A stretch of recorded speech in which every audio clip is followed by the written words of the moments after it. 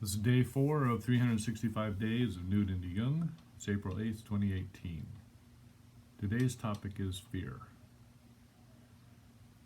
So, first let's talk about fear as it applies to our biology. So, fear really helps us survive.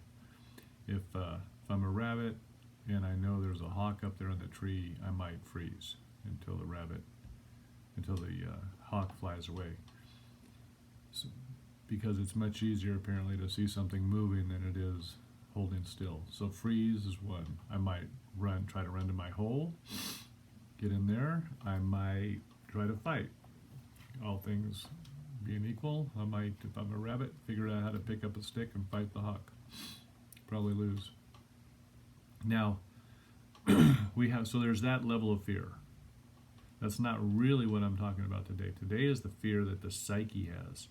The psyche, or in another way of saying that, the identity, our identity fears what doesn't fit with what it thinks it is.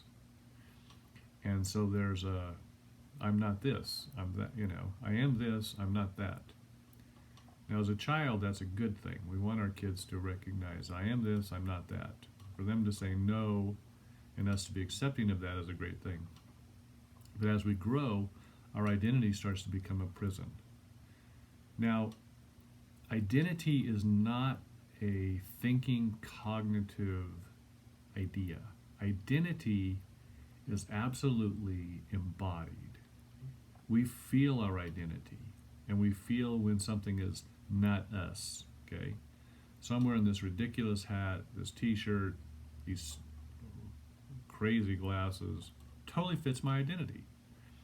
You guys would probably say, no, I would not. I would not be caught dead looking like this guy. Because it doesn't fit your identity. So the identity is in our body, we feel it, and we probably recognize it easiest when something is coming our way that doesn't fit us. My wife and I, Jen, were out having dinner. We were at a nice restaurant. I was wearing a stupid cap like I am now. And there was a couple of guys sitting across from us with big, huge cowboy hats. I mean, these things were like umbrellas. I would have been caught dead wearing those cowboy hats, and I am sure they looked at me and thought, I would be caught dead wearing that cap. So identity is a big, big deal. In the realm of psyche, it's huge. So we have this identity, and because of our identity, we have huge amounts of fear on the level of psyche, okay? So let me give you an example. I have this identity that I am a good dad. I do not want to be a bad dad. I am a good dad. And so what does that mean? Well, it means lots of things. Part of what it means is that when my daughters need something, I do my very best to say yes. I do my very best to help them, to give them what they need. If it's attention, if it's money, if it's support. As a good dad, I want to give them 100% acceptance. As a good dad, I want to give them my time and relate to them. These are things I want to do. They're not fake. I want to do them. Now, the opposite of good dad is a bad dad, right? I do not want to be a bad dad. When I do something that is in the realm of being bad dad, it feels really uncomfortable, okay? So I am very comfortable saying yes. I'm very uncomfortable saying no. Now the problem is this. There are times when me saying no is best for them. So, and there's times when me saying no is best for me. Now, a good dad never puts himself before his daughters, right?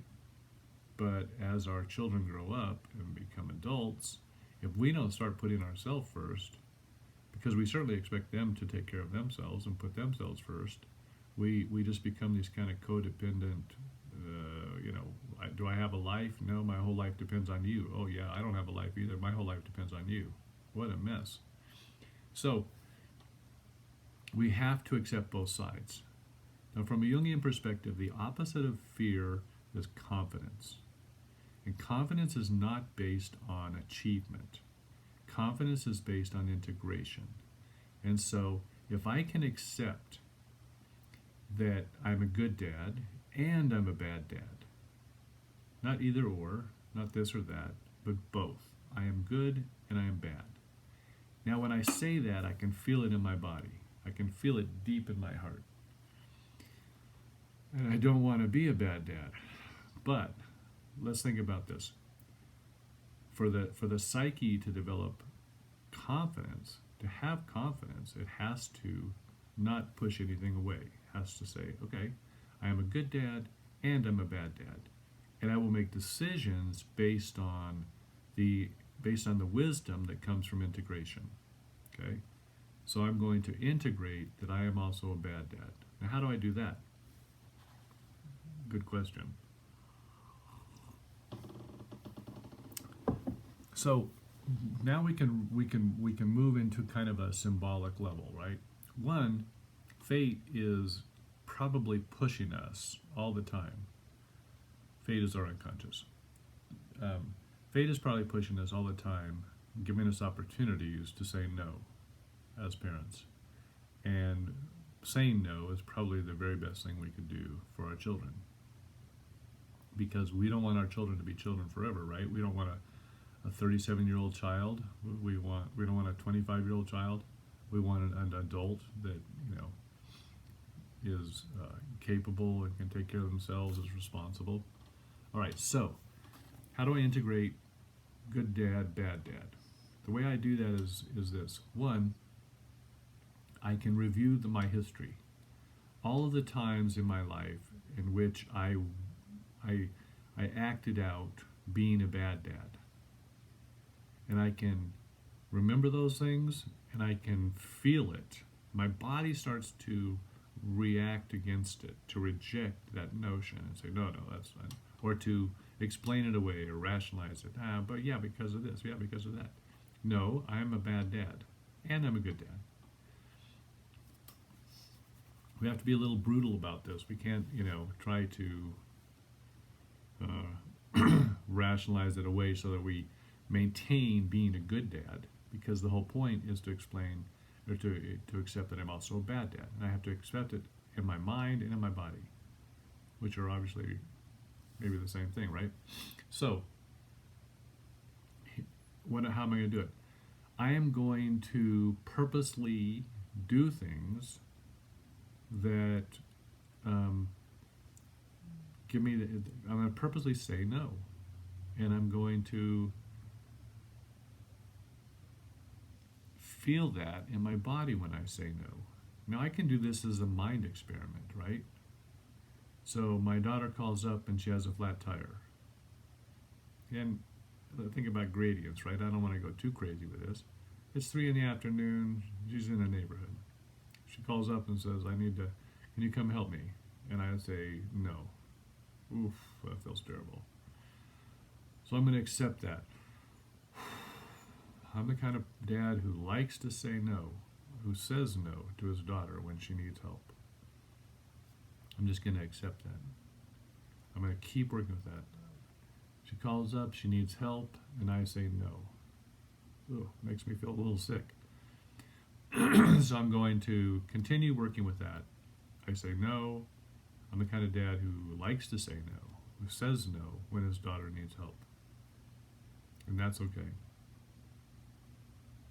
So I'm going to say no. I'm going to feel it in my body. I'm going to feel it in my skin. I'm going to keep saying it until I can accept it. Now, the purpose of this is I want to be free to say yes and no based on what is best, not based on